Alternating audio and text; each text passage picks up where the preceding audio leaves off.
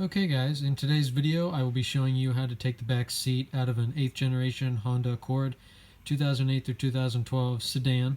And what you're going to need for the job is a pair of regular pliers, a 3/8 ratchet, extension is optional, you don't need one that long, and a 12mm socket and 10mm socket.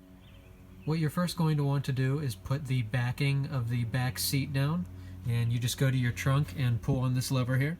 Then you will be able to pull down your back seat as so, and it's going to expose bolts on this side and that side. They are 12mm, and we're going to take those off. With these claws that hold onto the seat, as you can see, it has a little hook that goes into the backing.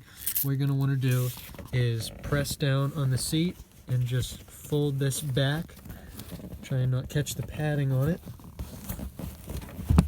and then it's fine. Also, you'll have to take the middle seat belt out of the hook. Take the seat belt holster out of the foam pad. Okay, for the next step you need to get your pliers. And with this pad, what holds it down, there are two little clips on each side. And what it is a pull tab right there. And what you're going to do is you're just going to get your pliers, pull back, and lift up on the seat. You'll hear it release. The last step for taking out the seat is this 10mm bolt right here. It is on the right side of the seat. You will need an extension, a small one, to get where it is, and then we'll be able to take the foam pad out. Okay, so we got the seat out, and for any of you who are curious, maybe for weight reduction reasons, the back seat, both parts are 31 pounds. This is what it looks like when you take it out.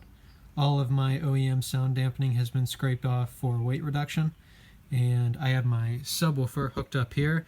If you guys are curious about a subwoofer installation or hooking up one to a factory radio, go check out the video on my channel for that. It should be coming shortly.